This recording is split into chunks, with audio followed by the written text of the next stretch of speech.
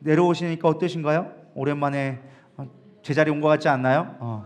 사실 저도 본당을 되게 좋아하긴 하는데, 저도 본당 예배를 가능하면 많이 드리고 싶은데, 아직까지는 본당이 우리가 기도를 많이 안 해놔가지고 기도의 단이 좀 많이 더 쌓아야 되겠다라는 생각을 저는 개인적으로 하게 됐습니다. 그래도 지하는 꾸준히 성도들이 와서 기도하고, 담임 목사님이 눈물로 기도하고, 여기서 기도회를 많이 해서 제가 볼 때는 모르겠어요. 저는 지하가 기도하기 더 좋은 것 같아요. 제 개인적으로는 이제 제 느낌일지 모르겠지만 그런 것 같아요. 본당도 물론 예배드리고 하나님이 기뻐 받으시는 예배이지만, 그리고 또 그곳이 꽉 차면 또 우리 은혜가 있는데, 이 사실은 지하보다는 아무래도 공간이 더 넓고 크다 보니까 아무래도 조금 더 흩어지는 게 없지 않아 있지 않나 생각되어집니다. 그래서 앞으로는 거기서 좀 기도단을 많이 쌓아야겠구나 하는 또 생각을 하면서, 사실 오늘은 좀 서둘러 사실 밑으로 내려왔습니다. 그래서 오늘 전도사님들과 우리 사역자들이 총동원돼 가지고 원래 예배 끝나고 다 같이 청소할까 했는데, 이게 하다 보니까 끝이 없더라고요. 맨 처음에는 이거를 깠자니 사람이 많아도 별로 까는데 도움이 안 될 것 같아요. 그래가지고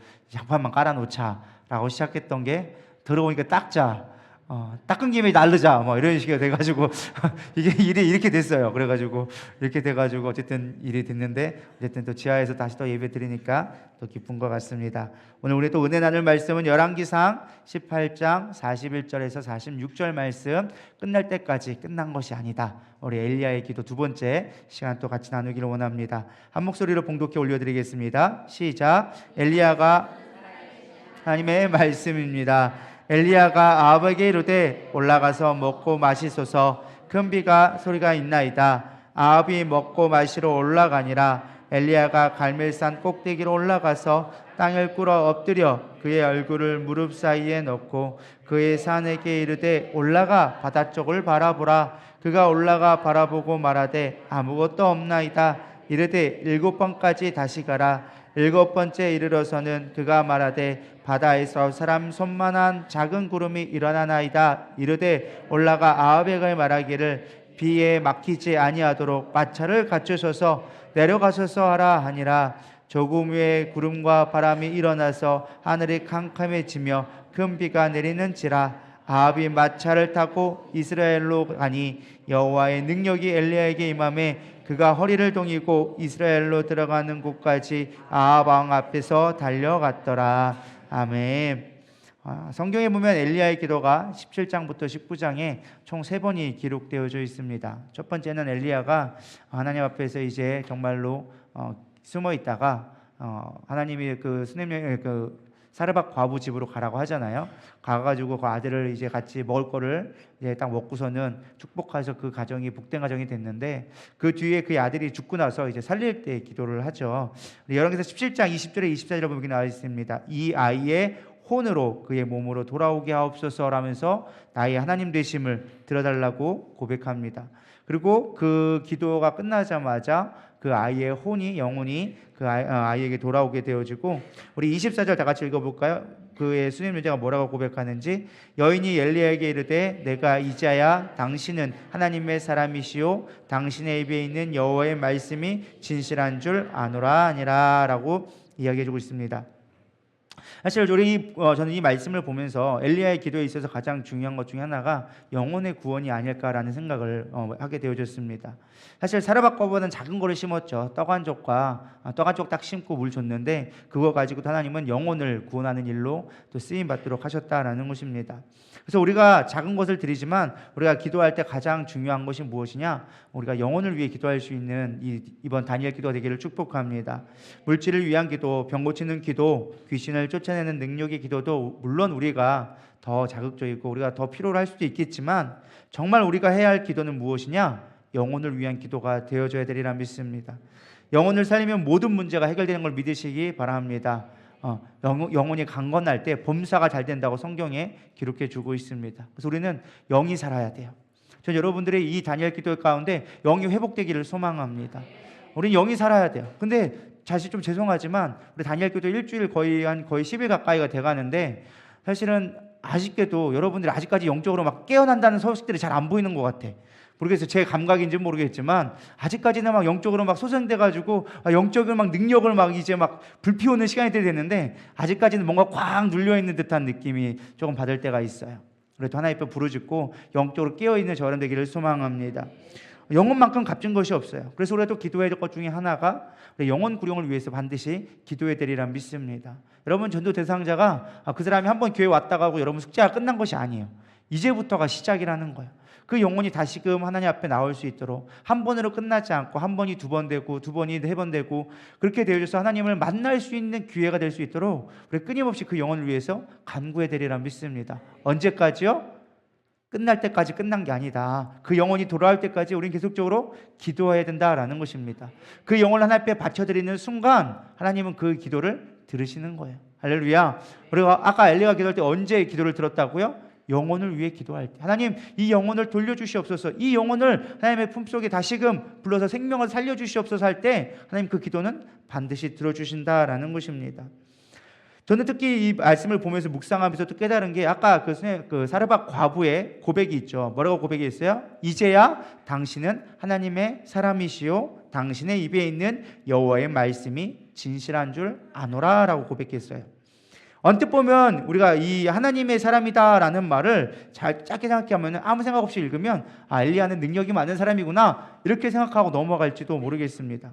근데 사실 그런 말이 아니죠. 여기서 뭔 말하는 거예요? 하나님의 사람이라는 것, 하나님과 깊이 있는 관계가 있는 분이다라는 것을 깨닫게 되었다라는 것입니다. 저는 아마 이런 생각을 했어요. 그 상황이 됐을 때 과연 사르밧 과부는 어떻게 하고 있었을까? 여러분 생각해 보세요. 만약에 여러분들이 내 아들이 교통사고로 당했어, 자식이. 그러면 그걸 딱 응급실에 가서 막 수술하고 있는데 여러분은 의사가 알아서 고쳐주겠거니 하면서 가가지고 밥 먹고서는 수술 끝났어요라고 물어볼 사람 있을까요? 밥도 못 먹고 아마 그 앞에서 기도하면서 어떻게 됐나, 언제 끝나냐, 어떻게 돼가나 계속 아마 간호사 한 명만 나와도 어떻게 됐어요, 수술 잘 되고 있어요, 아마 그렇게 하지 않을까 싶습니다. 아마 이 사르밧 과부도 그랬을 거예요. 다락방에 올려놓고 2층 방에 올려놓고 그 문 앞에서 샤워 들어가지는 못하고 도대체 무슨 기도를 하나, 도대체 뭘 하나, 아마 그런 상황을 봤을 것 같아요. 제가 볼 때는. 그럼 그때 가운데 무슨 소리를 들었겠어요? 엘리야가 기도하는 소리를 들었겠죠. 하나님, 이 영혼을 살려주시옵소서, 나의 하나님됨을 보여주시옵소서 막 고백했을 때 사르밧과 그 과부를 듣고 뭐라고 고백한 거예요? 당신이 하나님의 사람인 걸 내가 알게 되었습니다. 우리가 기도할 때 이런 것들이 좀 필요하리라 믿습니다. 진정한 기도의 능력은요, 기적이 아니에요. 하나님과의 관계다라는 것입니다. 오늘 본문 말씀도 그렇잖아요. 하나님의 비가 온다는 말씀을 듣고 사실 엘리야는 기도하기 시작했습니다. 사실 엄연히 말하면 하나님이 이미 말씀을 선포했잖아요. 야, 내가 비를 내릴 거다 라고 얘기했으면 엘리야는 기도할 필요가 있을까요? 없을까요? 없어요. 왜? 이 하나님이 비를 내리신다고 약속해 주셨기 때문에 엘리야가 기도하든 안 하든 비는 내리게 되어져 있어요. 왜? 하나님은 한번 정하신 것을 변개치 않으시는 하나님이기 때문에 이미 우리에게 선포되어진 말씀은 우리가 무엇을 하든 그 말씀은 반드시 이루어지게 되어져 있어요. 왜? 그분은 전능한 하나님이기 때문에. 근데 엘리야는 뭐 하는 거예요? 그 말씀을 듣고 기도하기 시작하는 거예요. 왜 기도했을까? 굳이 자기가 기도하지 않아도, 굳이 엘리야가 기도하지 않아도 하나님은 반드시 그 일을 하실 수 있는데 왜 엘리야는 기도를 했느냐라는 거예요. 우리도 그런 고민을 해보지 않나요? 하나님, 내가 왜 지금 이 순간에 기도를 하고 있어야 됩니까? 하나님 하실 일들은 알아서 하실 텐데, 내가 하지 않아도 하나님은 알아서 하실 텐데 왜 굳이 내가 이렇게 힘들게 기도를 하고 버텨야 됩니까? 사실 우리가 이 부분을 잘 묵상해야 되는데요, 엘리야가 하는 기도는 단순히 비가 내리는 것이 목적이 아니었다라는 것입니다. 어떤 응답이 목적이 아니었다라는 거예요. 우리는 기도하는 목적이 뭐예요? 내가 뭐 원하는 거, 하나님의 뜻이 이루어지는 거, 하나님 교회 부흥되게 해주세요, 하나님 뭐 전도되게 해주세요, 하나님 뭐 문제 해결하게 해주세요. 우리는 목적을 가지고 기도하죠. 그런데 엘리야에게는 그것이 목적이 아니었다라는 거예요. 엘리야에게 더 중요한 건 뭐예요? 그걸 나에게 주신 건 하나님의 나를 통하여 줘서 그 기도함으로 말미암아 하나님과의 뭔가 더 친밀한 관계를 얻고 더 나에게 좋은 것, 능력을 주시려고 하시는 것을 알았기 때문에 엘리야는 기도할 수밖에 없었다라는 것입니다. 그러니까 우리가 기도할 때 중요한 것은요, 말씀을 듣고 그것을 기도로 어떻게 내가 이 하나님의 뜻이 이루어지게 행할지를 간구하는 시간들이 기도의 시간들이 되어져야 한다는 것입니다. 내가 하는 것이 아니지만 하나님이 나를 통해 하시려는 그것을 하나님 앞에 내가 기도하면서 물어보는 거예요. 이게 이해가 되시나요? 느헤미야가 성벽을 재건할 때 하나님이 야, 너는 성벽을 재건하라 라고 하지 않았어요. 우리 느헤미야서 1장 8절에서 11절 다 같이 읽어보겠습니다. 시작. 모세에게 명령하여 이르시되 만일 너희가 범죄하면 내가 너희를 여러 나라 가운데 흩을 것이요 만일 내게로 돌아와 내 계명을 지켜 행하면 너희 쫓긴 자가 하늘 끝에 있을지라도 내가 거기서부터 그들을 모아 내 이름을 두려고 택한 곳에 돌아오게 하리라 하신 말씀을 이제 청하건대 기억하옵소서. 자, 잠깐 볼게요. 그래서 자, 느헤미야가 기도하고 있는 거예요. 이스라엘 소식을 들었어요. 근데 그때 무엇을 하고 있었어요? 말씀을 보고 있었어요. 특별히 모세에 있는 모세 오경을 봤던 것 같아요. 근데 그 말씀에 있는 말씀을 보기 시작하는 거예요. 범죄하면 내가 흩어버릴 거야. 근데 너희들이 다시금 내게로 돌아와서 내 계명을 지키면 내가 어디 땅 끝에 있다 할지라도 다 불러 모을 거야 라는 그 말씀을 느헤미야는 어떻게 했어요? 하나님의 말씀으로 받은 거예요. 하나님의 약속의 말씀, 성경에 있는 그 말씀을 내 마음판에 받고 하나님은 흩으셨네요. 맞아요. 하나님 말씀이 이루어졌어요. 이제 내가 그 말씀을 보니까 모세가 하나님의 율법을 지키면 땅 끝에 흩어져 있어도 하나님께서 모으신다 하셨사오니 이제 그 말씀을 기억하셔서 하나님 내가 행할 바를 알게 하여 주시옵소서. 그래서 그 뒤에 나온 게 뭐예요? 11절부터 보도록 하겠습니다. 그 뒤에 있는 말씀 아까 10절부터 시작. 이들은 주께서 일찍이 큰 권능과 강한 손으로 구속하신 주의 종들이요 주의 백성이니 주여 구하오니 귀를 기울이사 종의 기도와 주의 이름을 경외하기를 기뻐하는 종들의 기도를 들으시고 오늘 종이 형통하여 이 사람 앞에서 은혜를 입게 하옵소서 하였나니 그때 내가 왕의 술관원이 되었느니라. 느헤미야는 자기가 높은 지위를 달라고 구하지 않았어요. 내가 지금 높은 지위를 구한 것보다 더 중요한 게 뭐예요? 하나님의 언약의 말씀이 이루어지는 거예요. 그걸 위해서 내가 기도하였고 기도하는 자들을 모아줘서 그 기도를 통해서 내가 형통해져서 하나님의 일을 감당할 수 있도록 날 도와주세요 라고 기도한 거예요. 자, 잘 정리해 볼게요. 지금 느헤미야는 하나님의 말씀을 들었어요. 그죠? 성경에 기록된 말씀을 나에게 레마로 말씀을 받고 이것이 살아계신 하나님의 말씀으로 믿어지니까 뭐 하기 시작한 거예요? 기도하기 시작했어요. 기도해서 뭐 하라고? 하나님 내게 능력 주셔서 하나님의 이 세우시는 것 이스라엘 백성을 모을 수 있도록 내게 힘 주세요. 은혜를 주세요. 내가 어떻게 해야 될까요? 나에게 지혜를 주세요. 구하기 시작했다라는 거예요. 그가 기도해서 구한 게 뭐예요? 왕한테 구하여줘서 내가 고민이 있습니다. 내가 이스라엘 백성들을 모아야겠습니다. 내가 그걸 필요하기 위해서는 통행증이 필요하고 재물이 필요하고 내가 직접 가서 그거를 건설할 수 있도록 나에게 총독의 권한을 주세요라고 기도하기 시작했고 왕 앞에 나가서 그거를 구했고 그래서 그것을 이루어져서 그가 가장 먼저 한 게 뭐였어요? 가보니까 성벽이 없어서 외세의 침입 때문에 이들이 모일 수가 없더라. 안전하게 모일 수 있는 성벽을 재건해야겠다. 그래서 느헤미야가 한 게 뭐예요? 성벽을 재건한 거예요. 하나님의 성벽 재건하라 한 게 아니라 야 내가 백성을 모을 거야 라는 말씀을 주니까 느헤미야는 그것을 이루기 위해서 기도하기 시작했다는 거예요. 오늘 엘리야도 마찬가지였어요. 야 내가 비를 내리라. 하나님이 하실 거예요. 이건 우리 권한이 아니에요. 그럼에도 불구하고 엘리야는 뭐 하고 있는 거예요? 산에 올라가서 기도하고 있는 거예요. 하나님이 하실 일이라 믿습니다. 내가 무엇을 할지 보게 하여 주시옵소서. 왕을 부르고 왕 앞에서 내가 하나님 앞에 기도하는 모습을 보여주고 사안을 통해서 기도하는 모습을 통하여서 하나님이 하신 일을 드러내기 원했다라는 것입니다. 우리가 기도해야 될 목적이 뭐예요? 하나님이 하시도록 하나님 나에게 지혜를 주세요. 하나님 내가 이 자리에서 무엇을 할지 깨닫게 해주세요. 기도할 수 있는 저 여러분 되기를 소망합니다. 다니엘 기도회를 우리가 계획할지라도 하나님이 이 시간들을 채워가시리라 믿습니다. 누리다학교에는 지금껏 다니엘 기도로 지금껏 성장해 왔습니다. 많은 은혜를 경험했습니다. 병자가 고침받고 재정의 문제가 해결됐고 또 수많은 영혼들이 구원받았습니다. 우리가 기도할 때 하나님이 역사하기 시작하는 거예요. 하나님 앞에 말씀을 받았다면 그 말씀을 믿고 하나님 그 말씀을 이루고 내가 무엇을 해야 될지 기도하며 하나님이 역사하시는 것들을 바라볼 수 있는 이 시간이 되기를 축복합니다. 엘리야의 두 번째 기도는요 갈멜살 전투의 기도였어요. 지난 월요일 시간에 제가 은혜를 나누었는데요. 엘리야는 자신의 이름을 걸고 기도하기 시작합니다. 뭐라고 기도했어요? 엘리야라고 기도했죠. 엘리야라는 뜻이 뭐였어요? 하나님은 나의 하나님이십니다. 야훼의 하나님이십니다. 라면서 참 신이 어떤 하나님인지 진짜 신이 누군지를 가려내는 결투를 갈멜산에서 하게 되어지죠. 하나님이 하나님 되심을 나타내는 기도만큼 저는 중요한 기도가 없다라고 생각합니다. 하나님의 이름을 드러내기 위한 기도는요 반드시 하나님을 기쁘시게 만들 수밖에 없습니다. 생각해 보세요. 하나님이 이스라엘의 가뭄을 내리신 이유가 무엇일까요? 가뭄을 내리신 이유, 아하방이 말을 안 들어서 이세벨이 바알 신상을 세워가지고 하나님이 이스라엘 땅에 가뭄을 내리셨을까요? 물론 한 왕의 잘못 때문에 이스라엘 백성들이 고난받기도 합니다. 다윗의 잘못으로 이스라엘 백성이 다 고난받기도 하지만 사실 엄연히 말하면 아하방이 했다면 아하방을 그냥 병들게서 죽게 하든지 정말로 우리 뒤에 신약 시대에 보면은 그 누구죠? 아그리파 이왕 이세가 하나님 앞에 잘못하니까 그 몸에 병이 들어가지고 그 곤충이 와가지고 병들게 만들어서 죽게 만들었잖아요. 그 자리에서 하나님 얼마든지 그렇게 하실 수 있는 분이셨어요. 근데 굳이 왜 이스라엘 전체를 가뭄을 3년 동안 내리셨을까요? 여러분 3년 가뭄이 우리 때는 별거 아닌 것처럼 보이지만 여러분 우리 6개월만 비가 안 와도요 이 땅은 장난이 아닙니다. 다 메마르고 1년만 비가 안 와도요 웬만한 저수지는 다 말라요. 3년이면요 곡물을 아예 심을 수가 없어요. 우리가 먹을 수 있는 곡물이 나지를 못한다라는 거예요. 그만큼 사실 심각한 상황으로 한 온 이스라엘에 고난을 주었다라는 것입니다. 왜 그랬을까요? 사실 하나님이 원하시는 건 아합왕을 깨트리는 게 아니라 이스라엘 백성들을 깨닫게 하는 거예요.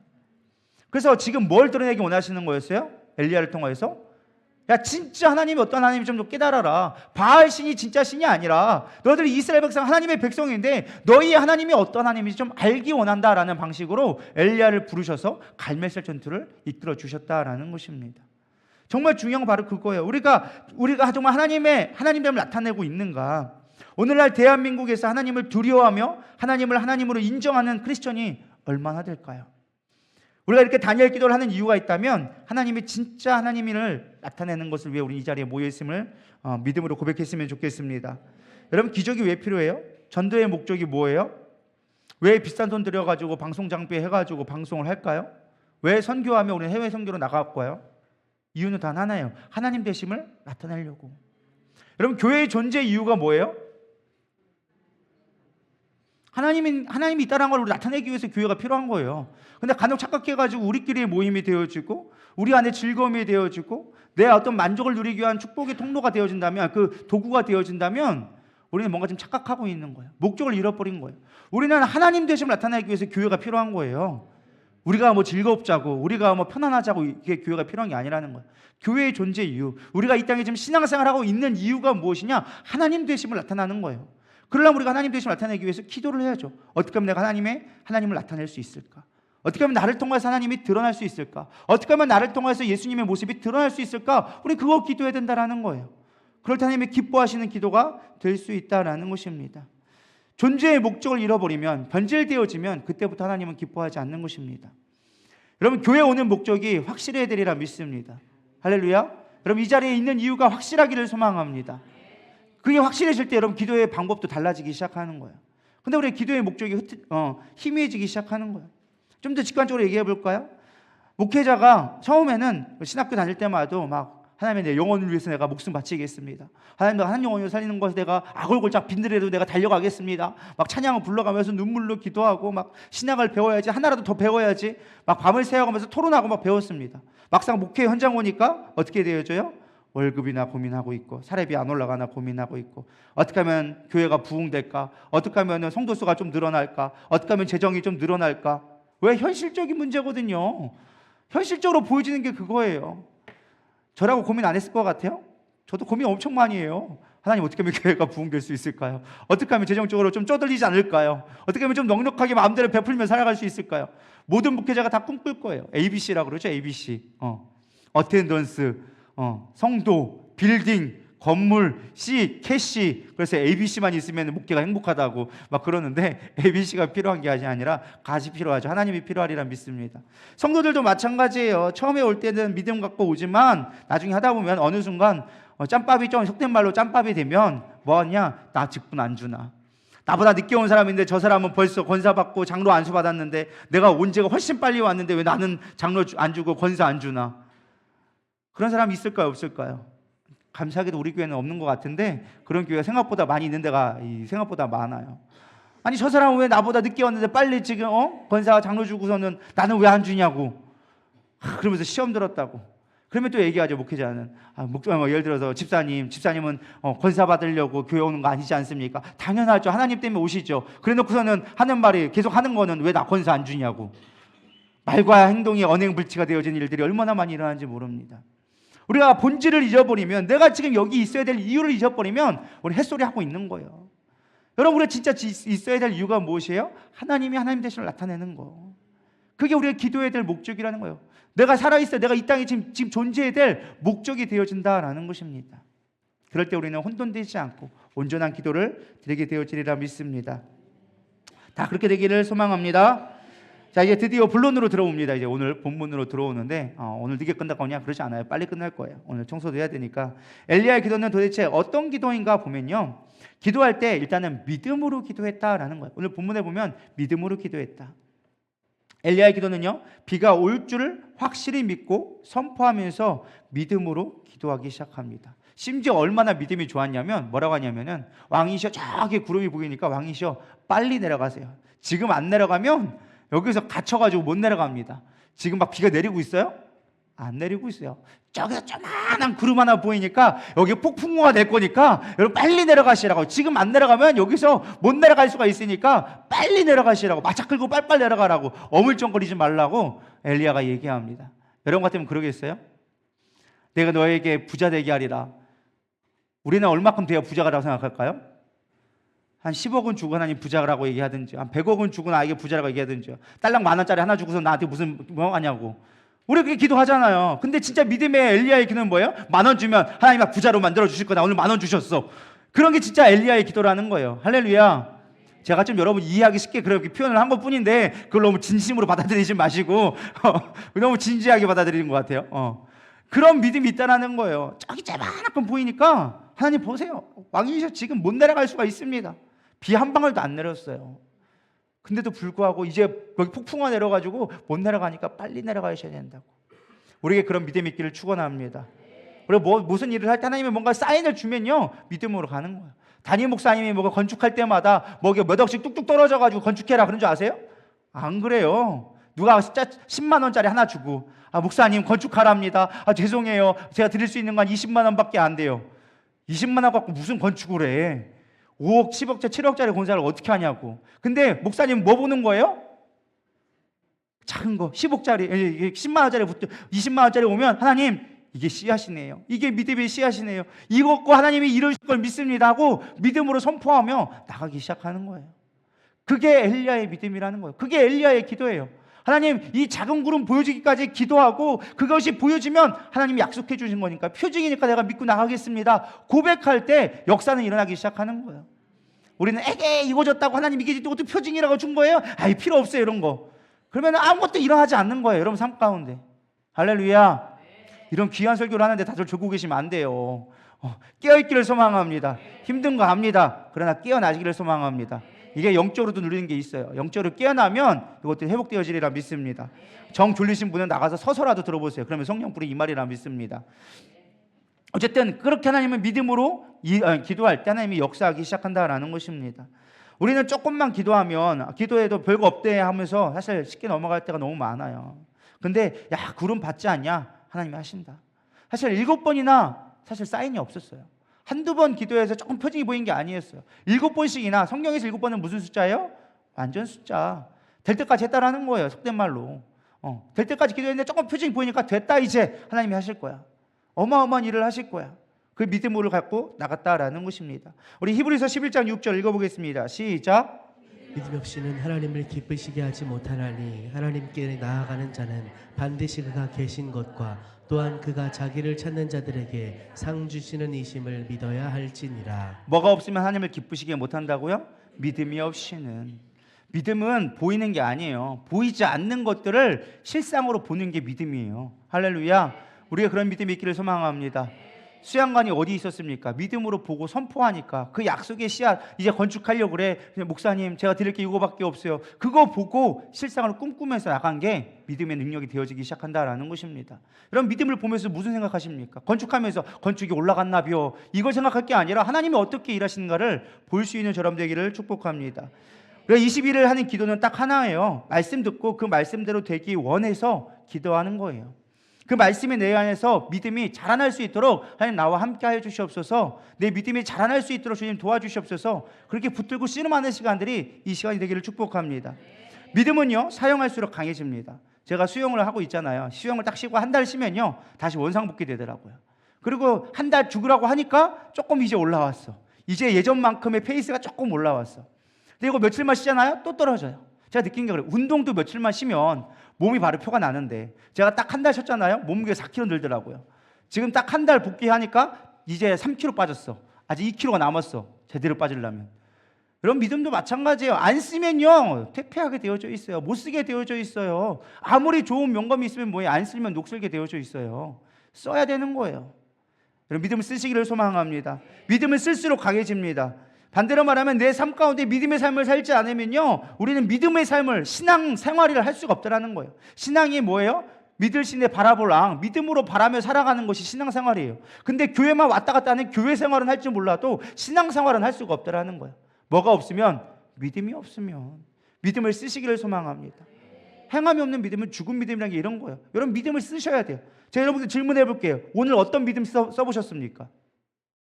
솔직하게 고백해 보세요. 어떤 믿음 쓰고 오셨어요? 오늘 하루가 거의 다 마무리돼 가는데 오늘 이제 5시간도 안 남았어요. 4시간 반, 4시간 남았나요?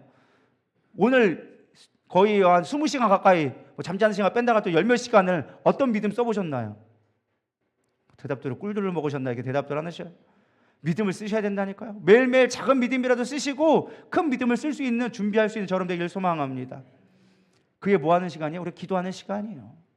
믿는 자는요 기도할 수밖에 없어요. 할렐루야. 기도하면서 믿음으로 나가야 된다는 것입니다. 될까 싶어도 여러분 의심하지 않고 믿음을 써가는 사람들은요 반드시 그 믿음을 사용하게 되어집니다. 믿음은 순종하게 만들고요, 행동하게 만들고요, 기도하게 만들어요. 여러분 생각해 보세요. 엘리야가 얘기합니다. 내려가서 올라가 봐라. 비가 오나 안 오나 가보고 와라. 사원이 얼마나 힘들었겠습니까? 지가 주인이면 주인이지 7번이나 시키고 XX 하고 있어요. 그죠? 사실 가서 보라고 하는 엘리야는 오죽했을까 하는 저는 생각을 하게 됐어요.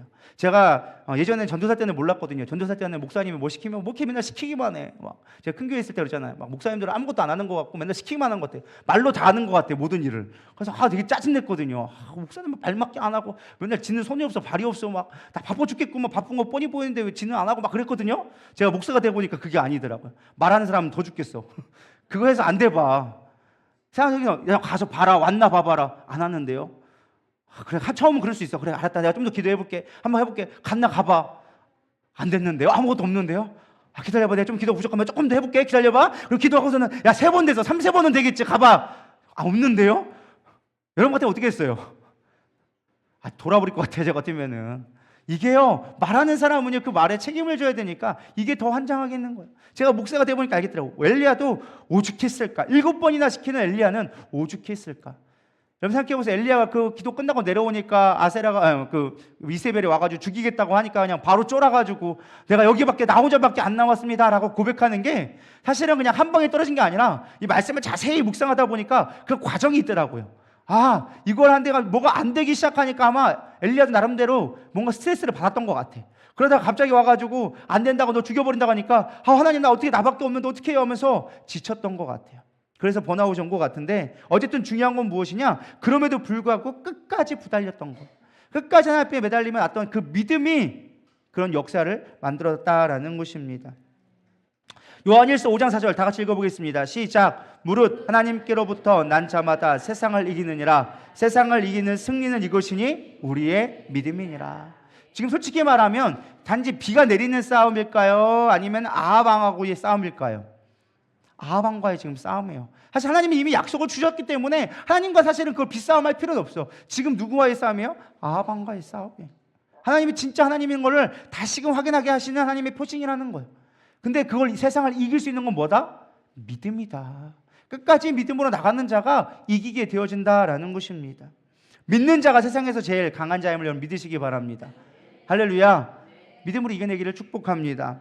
그래서 이사야서 40장 29절에서 31절 다 같이 읽어보겠습니다. 시작. 피곤한 자에게 능력을 주시며 무능한 자에게는 힘을 더하시나니 소년이라도 피곤하며 곤비하며 장정이라도 넘어지며 쓰러지되 오직 여호와를 앙망하는 자는 새 힘을 얻으느니 독수리가 날개치며 올라감 같을 것이요 다른 박질하여도 곤비하지 아니하겠고 걸어가도 피곤하지 아니하리로다. 아멘. 이 말씀이 여러분 가운데 응하기를 소망합니다. 지금 엄청 피곤해하신 분들이 많은데 피곤할지라도 곤비할지라도 낭망할지라도 여러분 반드시 하나님께서 뭐 하신다? 믿는 자에게는 앙망하는 자에게는 새 힘을 주시리라. 할렐루야. 오늘이 그런 밤 되기를 소망합니다. 오늘 밤을 기점으로 여러분 가운데 새 힘이 솟아나기를 소망합니다. 이제 기도의 능력이 불이 붙어야죠. 언제까지 마귀에게 눌려있고 피로에 쩔어있고 생각 속에 사무쳐 있겠습니까? 이제부터 오늘부터 새로운 불이 임하리라 믿습니다. 돈이 우리를 지켜줄 것 같지만 돈이 돈 때문에 우리가 죽는 일이 허다합니다. 지식이 우리를 지켜줄 것 같지만 지식 때문에 미쳐버리고요. 자식이 우리를 지켜줄 것 같지만 자식은 떠나면 그만인 거예요. 성도는요, 믿음이 있어야 살 수 있다라는 것입니다. 믿음 없으면 우리는 부끄러워해야 돼요. 아까 지난번에도 얘기했지만 우리는 믿음 없음을 부끄러워해야 돼요. 근데 우리는 믿음 없음을 마치 자랑인 양, 나를 불쌍히 봐달라는 얘기예요. 믿음이 없어서 목사님 죄송해요. 죄송하지 마요, 저한테. 왜 저한테 죄송하고 그래요? 여러분들이 불쌍한 거예요. 그러니까 우리는 어떤 일이 있어도 믿음으로 승부를 볼 수 있어야 돼요. 저도 믿음으로 승부 볼 수 있도록 기도해 주시길 바랍니다. 저도 이렇게 빌립의 은혜가 강해서 뭐게 계산하는 게 많아져요. 뭐 하면 그냥 계산하게 되어져. 근데 믿음의 은혜가 좀 필요한 것 같아요. 이런 것도 믿음 있기를 소망합니다. 하나님 앞에 따지지 말고 계산하지 말고 하나님, 이게 하나님의 뜻이라면 기꺼이 내가 가겠습니다.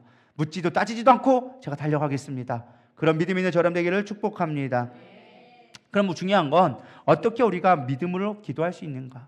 사실 이게 당연한 말이잖아요. 우리가 기도할 때 뭘 어떻게 기도해야 돼요?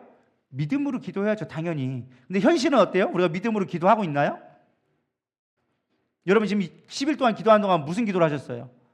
믿음으로 기도하셨나요? 뭐 당연히 목사님 기도하니까 내가 믿음으로 기도하겠죠. 근데 솔직히 내 마음 가운데 얼마나 믿고 기도하냐라는 거예요. 여기서 하나님 주실 거 믿어요 해놓고 나가서 또 걱정하고 있잖아. 나가서 또 계산하고 있고. 그래요, 안 그래요?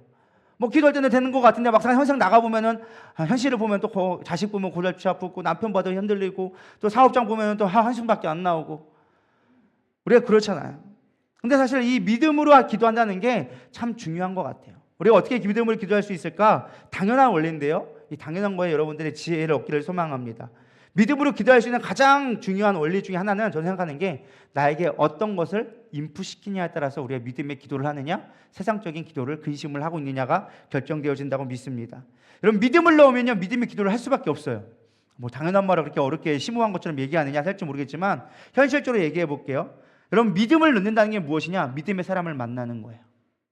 믿음의 사람과 대화하고요, 믿음의 사람들과 시간을 함께 보냅니다.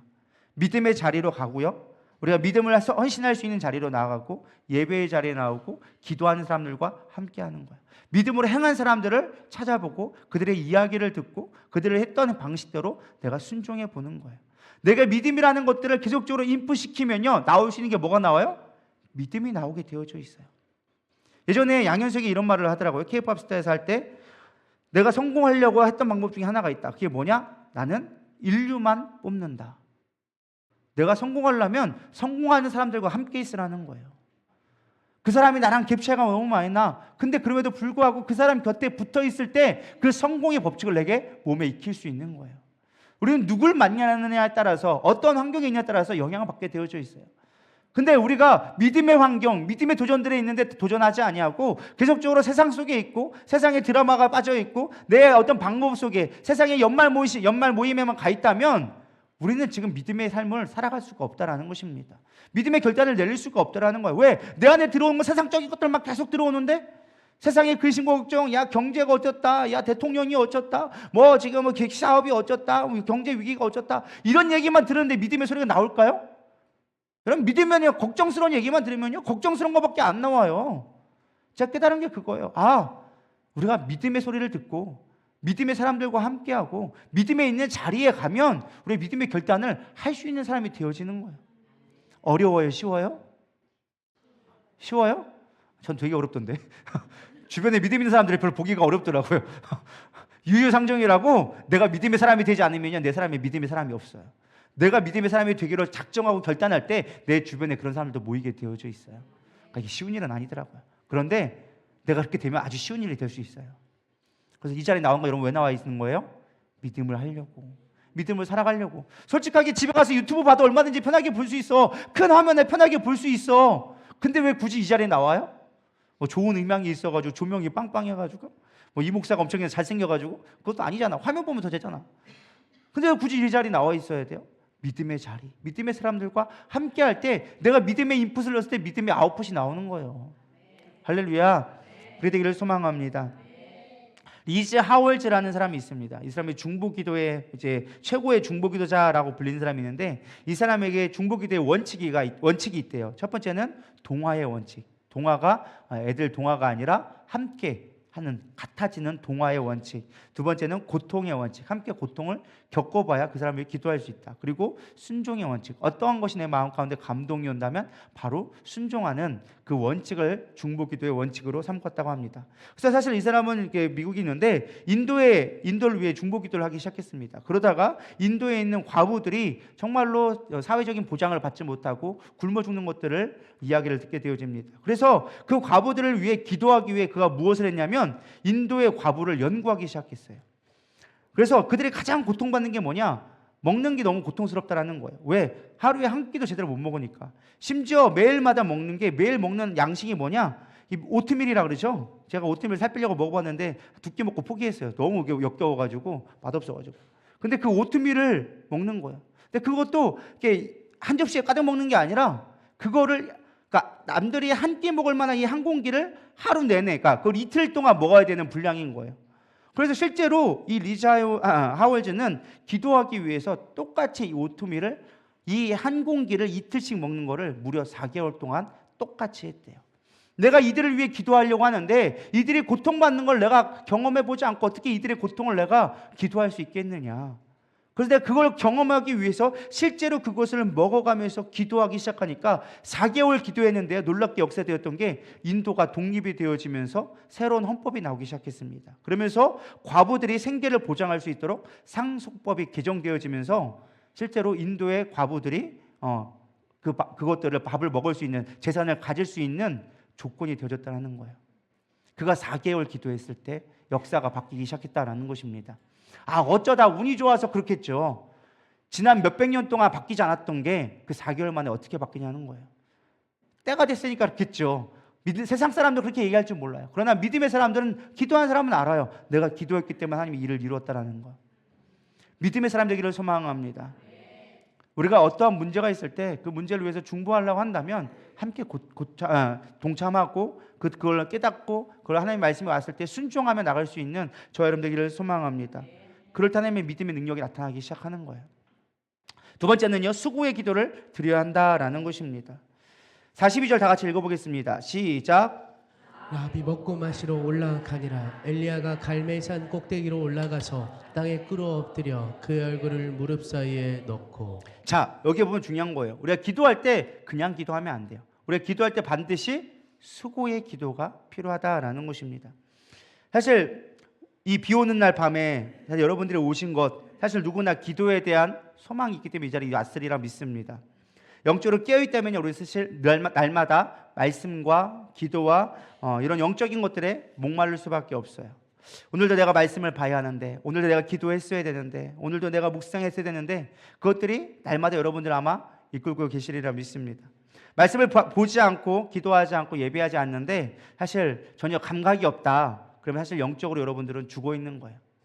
여러분 오늘 얼마나 기도하셨습니까? 여러분 얼마나 오늘 말씀을 묵상하시고 말씀으로 이끌린 삶을 살았습니까? 내가 그걸 하지 못했음에도 불구하고 과연 내 마음 가운데 불편함이 있는가? 뭐 하루 이틀 사실 한두 번 안 한 것 같고 사실은 그거 갖고 막 엄청나게 고통스러워할 필요는 없어요.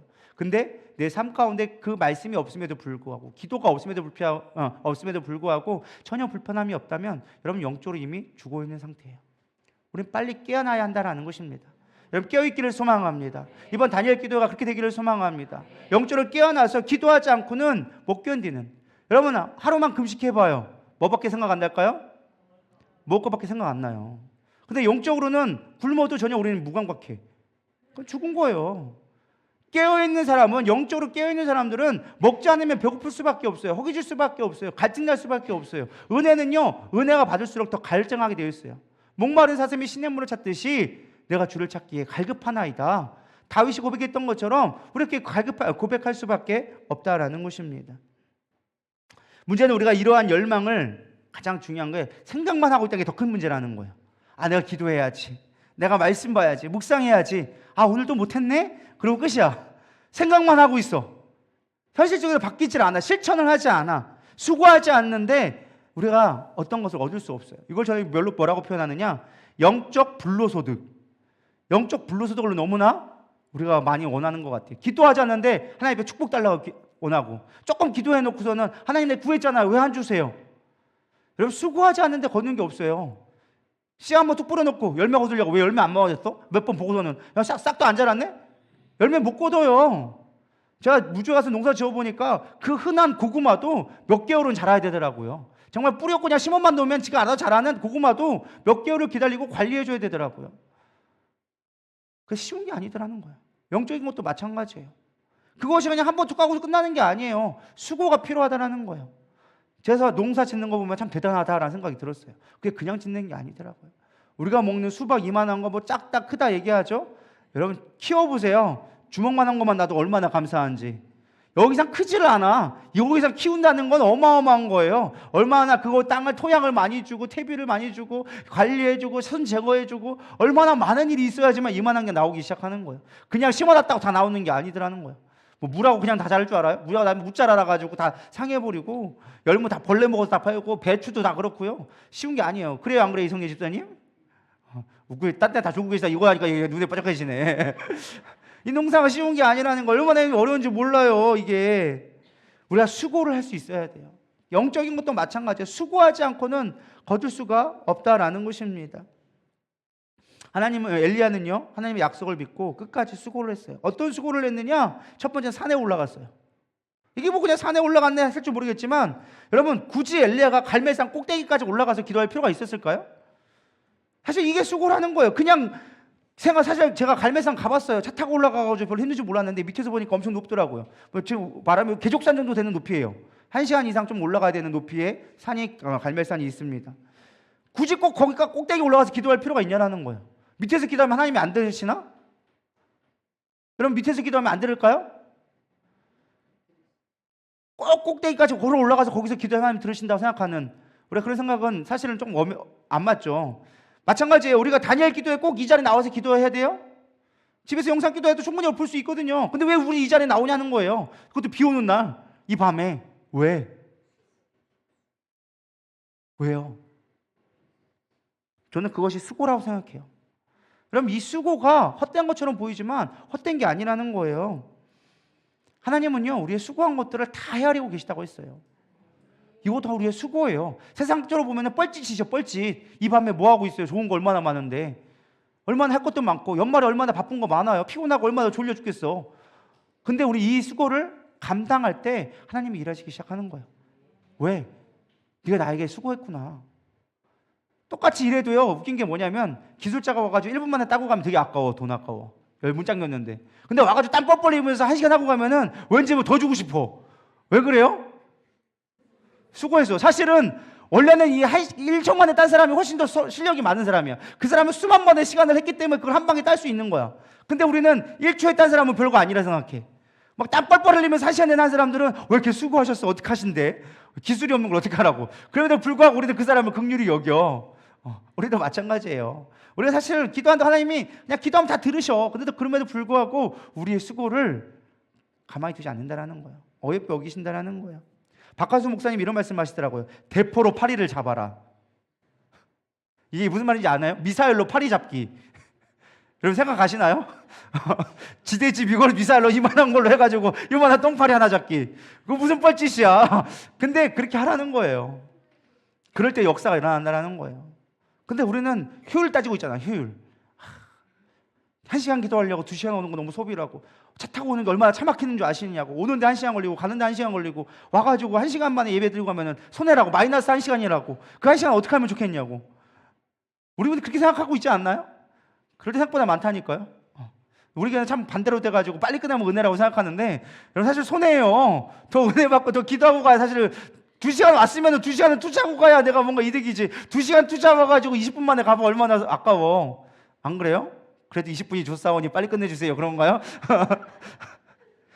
그렇지 않나 생각돼요. 대포로 파리 잡는 수고. 미련해 보일지라도 그 미련의 수고함을 아끼지 않는 자에게 하나님은 거두게 하신다라는 것입니다. 믿음의 성도와 그렇지 않은 성도의 차이는 여기서 나타나기 시작하는 거예요. 똑같이 헌금하고 똑같이 말씀을 아는 것처럼 보여도 진짜와 가짜는요, 이 수고에서 판가름 나기 시작하는 거예요. 아까도 얘기했잖아요. 1초 만에 따는 사람하고 1시간에 따는 사람하고 그 수고의 양이 차이가 있기 때문에 그런 거예요. 여러분 이 수고가 쌓여서 하나님 앞에 능력의 기도가 나타나기 시작하는 거예요. 뭐 엘리야라고 단방에 다 응답됐을까요? 그 끊임없는 수고와 헌신이 쌓여져 있었기 때문에, 그것이 삶이 되어졌기 때문에 하나님 영혼을 살려주세요 했을 때 그 생명이 살아나는 거고, 하나님 비를 내려주세요 했을 때 비가 내리는 역사가 그냥 나오는 게 아니라는 거예요. 그 수고와 헌신이 쌓여졌기 때문에 능력이 나타나기 시작한다는 거예요. 속된 말로 영빨이 나타나기 시작하는 거예요. 할렐루야. 여러분 이 수고를 아까워하지 않기를 소망합니다. 그래서 속된 말로 목회자 가운데는 소나무 뿌리 뽑아야 그때부터 나타나기 시작한다. 그게 뭐 할까요? 소나무 뿌리 뽑는다고 하나님이 역사하고 소나무 나무 안 뽑으면 하나님이 역사 안 할까요? 아니거든요. 소나무는 아무 상관없어. 그냥 괜히 있다가 뿌리채 뽑혀가지고 괜히 죽을 것밖에 더 되겠어? 사실 요즘엔 살리법에 걸려서 그것도 마음대로 못해요. 그런데 불구하고 왜 그걸 하라는 거예요? 수고하라는 거예요. 네가 수고해라. 그러면 내가 그에 합당한 것을 보응해 줄게. 그게 하나님의 방법이다라는 것입니다. 이 시대는 너무 가짜가 많아요. 너무 쉽게 하려고 신앙생활 하는 사람들이 많아요. 그러나 옛날 사람들, 옛날 목회자들이, 옛날 성도들이 능력이 있었던 이유가 뭐예요? 그들은 무식했거든. 아는 게 없었어. 머리를 쓸 줄 몰랐어. 복 받으려면 기도해야 되는데, 그래가지고 주구장창 아침부터 저녁까지 기도만 했어. 하루 종일 수고를 했다라는 거예요. 그러니까 능력이 나타나는 거예요. 할렐루야. 저는 그걸 경험해보지 많이 못했지만 제가 어릴 때 80년대 90년대 그런 사람들을 많이 봤어요. 우리 신관사님 그런가요? 그런가 안 그런가요? 맞잖아요. 다 80년대도 90년대에는요 다 그렇게 밤새워 기도했어요. 철야하면 진짜 밤새워 기도했어요. 저는 철야 가가지고 맨날 잤던 기억밖에 안 나지만 어쨌든 철야 때 맨날 끌려가가지고 맨날 거기서 봤어요. 요즘에는 철야한다고 해도 솔직하게 밤 12시 넘어가서 기도하는 교회 거의 못 봤어. 빨리 끝나야, 이제 늦게 끝나야 11시 12시고 12시 전에 거의 다 끝나. 새벽까지 기도하는 교회 진짜 손에 꼽을 정도야. 우리가 기도의 능력을 그만큼 잊어버렸다는 거, 솔직한 얘기로. 그러니까 능력이 나타나지 않는 거고, 그러니까 우리가 믿음의 삶을 살아가지 못한다는 거예요. 여러분 이 시간만큼이라도 우리가 수고하는데 아까워하지 않기를 소망합니다. 여러분 기도는요 절대 땅에 떨어지지 않습니다. 수고는 절대 어리석은 것이 아닙니다. 여러분들 하는 이 수고의 시간들은 절대 헛된 것이 아니에요. 그래서 포기하지 마시고 낙심하지 마시고 22일 끝까지 성공해 보시기 바랍니다. 당장 보이지 않는다 할지라도 하나님은 그 기도의 수고를 반드시 응답해 주신다라는 것입니다. 두 번째는 땅에 무릎을 꿇어 엎드렸다라는 것입니다. 사실 여러분 무릎 꿇고 기도하는 거 언제 해보셨나요? 무릎에 관절이 안 좋아서 연골이 안 좋아가지고 언제인지 기억이 나지 않습니다. 솔직히 우리가 말해서 무릎 꿇고 기도한 적 얼마나 있어요?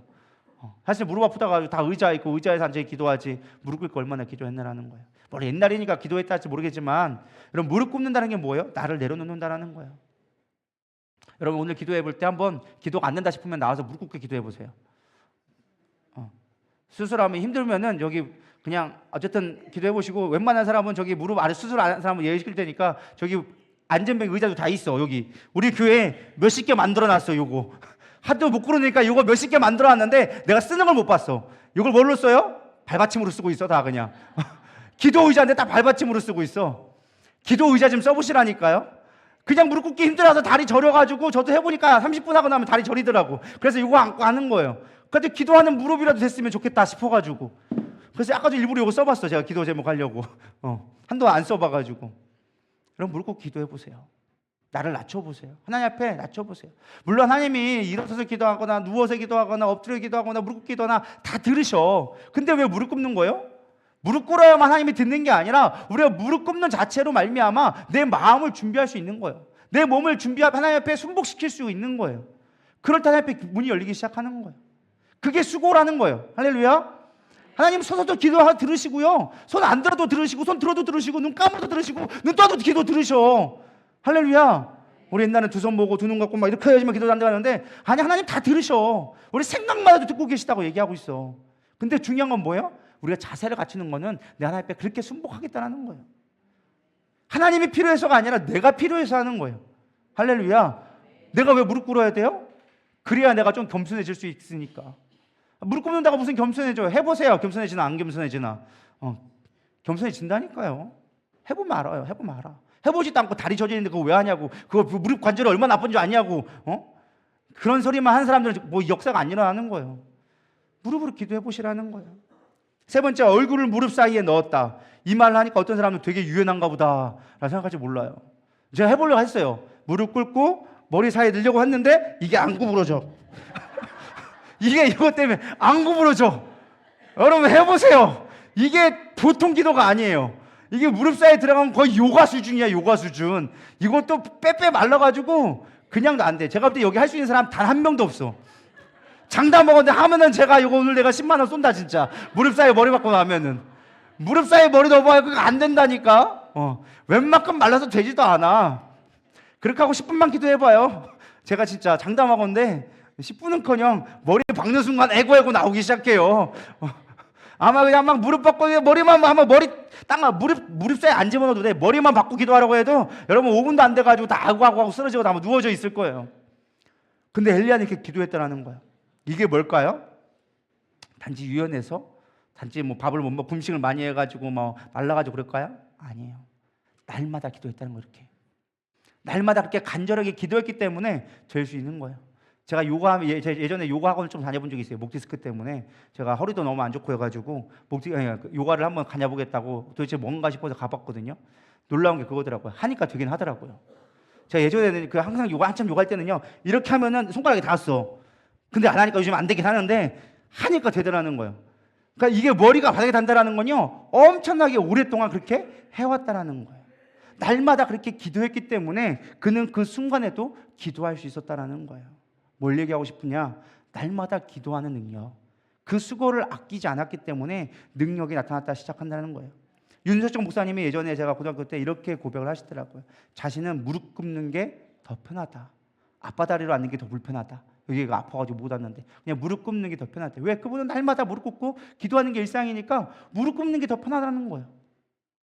관절이 안 좋아서 못 하겠지. 80년 동안 막 무릎 40년 넘게 이렇게 무릎 꿇어도 돌아다니시는 분들 계세요. 그게 하나님의 능력이라고 믿습니다. 사실 또 엄청 찔렸어요. 윤석정 목사님도 그렇게 하신다는데 나는 무릎 꿇고 20분도 못 있어가지고 저 의자도 안고 있고 참 아직까지 멀었다라는 생각을 하게 됐는데 사실 누가 시켜서 이런 거 하라면 여러분 할 수 있을까요? 여러분 기도할 때 무릎 꿇고 무조건 머리 박고서는 머리 다리 사이에 놓고 기도하셔야 됩니다. 그래 하나님 응답한다고 하면 여러분 기도할 수 있을 것 같아요? 못해요. 제가 볼 때는 그거 하기 힘들어요. 사실 시켜서 이렇게 하는 게 아니에요. 시켜서 하는 것이 아니라 우리가 간절하기 때문에 이렇게 기도한다는 거예요. 날마다 하나님 앞에 그런 간절함이 있으니까 역사가 나타나기 시작한다는 거예요. 아까도 얘기했죠. 꼭 무릎 꿇어 하나님이 응답하는 거 아니고 꼭 손을 들어 하나님이 기도하는 거 아니고 꼭 눈을 감아 하나님이 응답하는 거 아니에요. 우리의 생각도 다 듣고 계셔요. 우리가 필요하기 때문에 그렇게 기도하는 거예요. 우리가 간절해야지 하나님이 그걸 어여쁘기니까 우리의 수고를 보시고 하나님이 일하시기 시작한다는 거예요. 하나님은요 우리의 모든 걸 다 알고 계세요. 이것만 하고 말씀을 마치려고 합니다. 장사천재 백사장을 보니까 백종원이 이런 말을 하더라고요. 손님이 없을 때 나는 절대로 가만히 있지 않는다. 제가 그걸 가만히 분석을 해요. 가끔 이제 교회에서 장사하시는 분들이 있거나 뭐 아니면 제가 목회를 하는데 좀 도움을 받을 수 있는 것들이 어떤 원리가 있나 제가 가만히 그런 장사의 원리를 좀 파악하려고 하는데 손님이 없을 때 절대로 가만히 있지 않아요.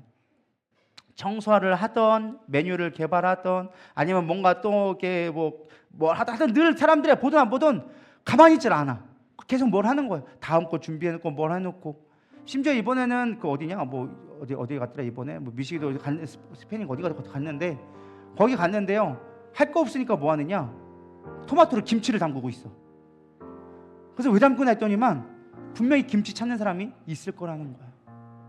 그 바쁜 가운데도 생각해서 그 시간들을 가만히 내버려 두지 않고 토마토 사다가 그걸 김치를 담그고 있는 거야. 그걸 하루 숙성시켜 놓고 있는 거야. 그러니까 사람들이 김치 주세요 하니까 갑자기 거기 같이 갔던 이장하고 같이 막 웃는 거야. 왜 그러냐 웃냐봤더니 이미 전날에 백사장이 그거를 만들어 놓고 있던 거죠. 그들 하는 말에 도대체 어디까지 내다보고 장사를 하는지 모르겠다고. 세상 장사도 하물며 이런데 우리가 영적인 일을 함에 있어서 여러분 가만히 멍하니 있지 않았으면 좋겠습니다. 이 시간들이 얼마나 귀한 시간인데 여러분 우리가 언제든지 기도할 수 있을 거라고 생각하지 마세요. 여러분 언제나 부르짖으면서 기도할 수 있을 거라 생각하지 마세요. 여러분 부르짖을 수 있는 시간과 정해진 장소가 그렇게 많지 않아요. 여러분 죄송스럽지만 나이가 들어가면 들어갈수록 부르짖는 기도를 할 수가 없어요. 오늘이 여러분들이 할 수 있는 가장 부르짖을 수 있는 기도에 가장 힘 있는 때예요. 믿으십니까? 내일 가면 또 달라. 1년이 지나봐 배심도 안 들어가. 기도의 열정도 사라져. 내 신앙의 열정도 사라진다니까요. 그래서 성경 말씀에 뭐라고 했어요? 청년의 때 하나님을 기억하라.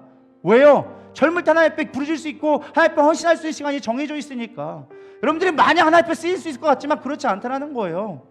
시간적으로도 그렇지만 국가적으로도 그렇습니다. 얼마나 지금 기독교가 탄압하고 있는데요. 이제는 앞으로 큰 질병이 올 때마다요 교회 문 닫으러갈걸요? 왜? 이미 한 번 해봤거든. 한 번이 어렵지 두 번은 어려운 거 아니에요. 사람들 인식에서 또 코로나 때 예배 안 드렸잖아. 당연히 우리 뭐라고 얘기할까요? 성도들부터도? 온라인으로 예배 드리면 안 돼요? 얘기 나올까요? 안 나올까요? 바로 나온다니까요. 왜? 이미 맛을 봤거든. 집에서 편안하게 예배 드리는 걸 봤거든. 집에서 그냥 편안하게 앉아가지고 예배 드리는 거 너무 편하거든. 위기가 올 때마다 여러분 그럴까요? 안 그럴까요? 그런다니까요. 여러분 솔직하게 온라인 예배 드리는데 어떻게 되는 줄 아세요? 조금만 바쁜 일 있으면 온라인 예배 드릴게요. 그래요 안 그래요? 여러분 부르짖을 수 있는 시간들이 많지 않고 여러분들이 정말 전심을 다해 삶을 붙잡을 수 있는 시간들이 그렇게 넉넉하지 않다라는 거예요. 그렇게 많이 주어져 있지 않다라는 거예요. 이제 우리는 깨어 있어야 돼요. 지금 이렇게 나와서 기도할 수 있는 것이 그냥 주어진 시간들이 아니라는 거예요. 그냥 뭐 다음에도 또 있겠지. 아니요. 그럼 깨어 있어야 된다는 거예요. 부르짖어야 된다는 거예요. 지금 내가 뭔가 깨어나야 돼요. 여러분 몸부림치셔야 돼요. 기도 시간에도 그냥 있지 마시고 몸부림치셔야 돼요. 지금 저도 그래요. 하나님 좀 깨어나게 해주세요. 이걸 이겨내야 되는데 어떻게 될지 모르겠어요. 하나님 도와주세요. 난 할 수 없어요. 하나님 오늘 말씀을 보니까 엘리야가 그런 수고를 기꺼이 감당했네요. 나도 그 수고를 감당하게 해주세요. 기도의 시간과 하나님 앞에 씨름할 수 있는 시간들을 내게 허락해 주세요. 여러분 솔직히 집에 가는 거 물론 바쁘고 피곤하죠. 알아요. 저도 피곤하고 여러분 평안한 만큼 저도 사실 피곤해요. 저는 매일마다 설교를 준비하니까 이게 솔직하고 죄송합니다. 뭐 이런 말씀 드려서 참 죄송하지만 너무 스트레스를 받아요. 무슨 말씀을 전해야 될까요? 어떻게 전해야 될까요? 또 실수하진 않았나요? 하나님 은혜를 끼쳐야 되는데 사람들이 반응이 없는 것 같아요. 나 또 죽순 거 아니에요? 또 힘든 거 아니에요? 어떤 준비하는 게 힘든 게 아니라 여러분들이 죽어있는 모습을 보는데 설교를 하는데 그것이 튕겨져 나오는 모습을 볼 때마다 너무 힘든 거예요. 하나님 어떻게 해야 돼요? 무슨 말씀을 전해야 돼요? 어떻게 하나님이 이들이 보내야 될까요? 이들의 이 닫혀진 마음들이 어떻게 깨질 수 있을까요? 몸부림칠 수밖에 없는 거예요. 그럴 때마다 한 번 준비할 때마다 너무 힘든 거예요. 하나님 어떻게 해야 돼요? 어떻게 해야 돼요? 근데 여러분 포기하지 말고 끝까지 기도하며 나가기를 소망합니다. 하늘 문을 좀 열는 기도했으면 좋겠어요. 오늘 하늘이 열려가지고 비도 내렸잖아요. 하늘 문을 열고 은혜의 비를 좀 받았으면 좋겠어요. 하나님 내게도 부어주시옵소서. 내 기도에 닫혔던 문들을 열어주시옵소서. 이 육체적 피로에 지쳐서 내 생각에 잡혀서 하나님 지쳐있는 나의 마음들 이제 회복시켜 주시옵소서. 깨어나게 하여 주시옵소서. 내가 다시금 부르짖을 수 있도록 나를 인도해 주세요. 엘리야가 7번씩이나 포기하지 아니하고 끝까지 기도했던 것처럼 나도 그렇게 하나님 나에게 표징을 볼 수 있는 기도를 하나님 앞에 올리게 해주세요. 보는 게 아니라 하나님 나에게 역사할 수 있는 능력 주세요. 하나님 우리가 기도할 때요 하나님이 우리를 보고 있어요. 중요한 건 사단도 우리를 보고 있어요. 믿으시길 바랍니다. 하나님이 우리를 보는 것만큼 사단도 우리를 보고 있어요. 사단이 가장 두려워하는 게 뭔지 아세요? 우리가 기도하는 거예요. 우리가 기도할 때 사단을 두려워하기 시작하는 거예요. 우리가 기도하지 못하고 쉽게 포기하고 20분 기도했으니까 집에 가야지. 그 순간 사단은 또 웃음에 벽장치는 거예요. 그래 너의 한계는 20분이야. 너의 한계는 딱 10분이야. 거기까지 했으면 됐지 뭘. 그만큼 했으면 하나님도 들으셨을 거야. 여러분 그 한계를 좀 돌파해 보세요. 내가 뭔가 하나님 앞에 좀 그 사인을 받을 때까지 좀 도전해 보세요. 21일 동안 씨름해 보세요. 하나님 내가 기도했는데 뭔가 좀 표징을 줘보세요. 엘리야에게 그 손바닥만 아주 작은 구름에 줬던 것처럼 내 안에 평강을 주든지 내 안에 기쁨을 주든지 찬양을 주든지 확신을 주든지 뭐 좀 줘보세요.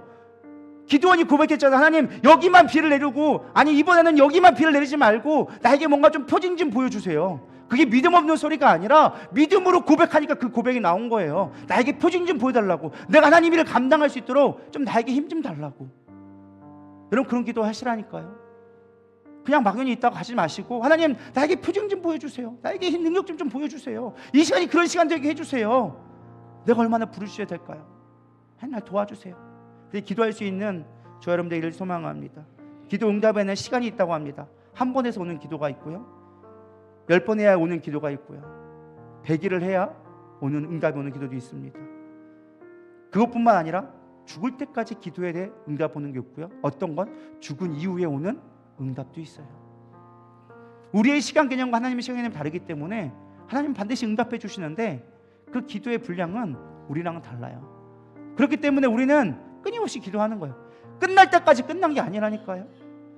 여러분 이 시간이 20일이라는 시간은 정해져 있지만 여러분 기도의 끝이 없기를 소망합니다. 우리 21일 동안은 정말로 부르짖고 하나님 앞에 기도했으면 좋겠어요. 평소에 우리 부르짖는 기도 잘 안 하잖아요. 이 시간만큼이라도 좀 부르짖고 몸부림쳐가면서 좀 기도했으면 좋을 것 같아요.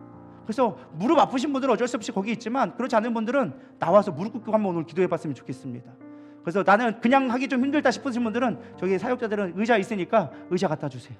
의자 갖고 그 위에 앉아서라도 한번 해보세요. 그래서 기도하고 무릎 꿇고 한번 기도해보세요. 다리가 저려올 때까지, 다리 저리면 침 발라가면서라도 한번 해보세요. 다리가 멈춰줄 때까지. 그렇게 기도하다 보면 전 하나님 역사해 주시리라 믿습니다. 오늘 그런 기도가 되기를 소망합니다. 우리 뒤에 불 꺼주시고 우리 찬양하면서 우리 기도로 나아가도록 하겠습니다.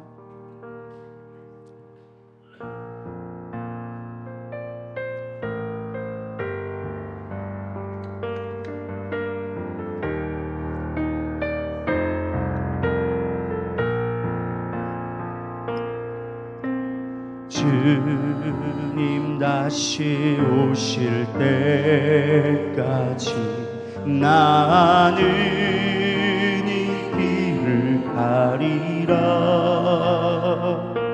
좁은 길 나의 십자가 지고 나의 가는 이 길 끝에서 나는 주님을 보리라. 영광의 내 주님 나를 맞아주시리. 주님 다시 오실 때까지 나는 일어나 달려가리라. 주의 영광 온 땅 덮을 때 나는 일어나 노래하리.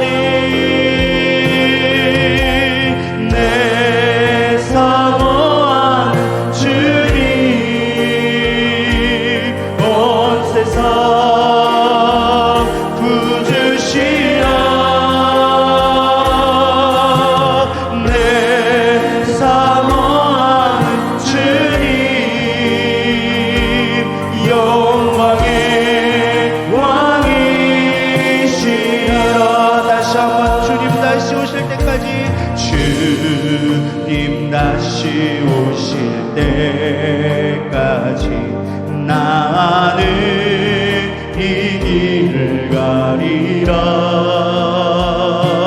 좁은 길 나의 십자가 지고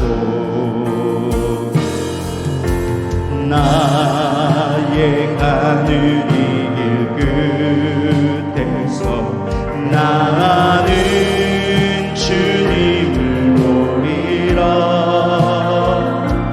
영광의 내 주님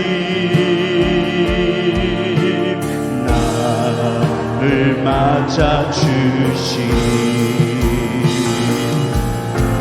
주님 다시 오실 때까지 나는 일어나 달려가리라. 주의 영광 온 땅 덮을 때 나는 일어나 노래하리. 내 사모하는 주님 온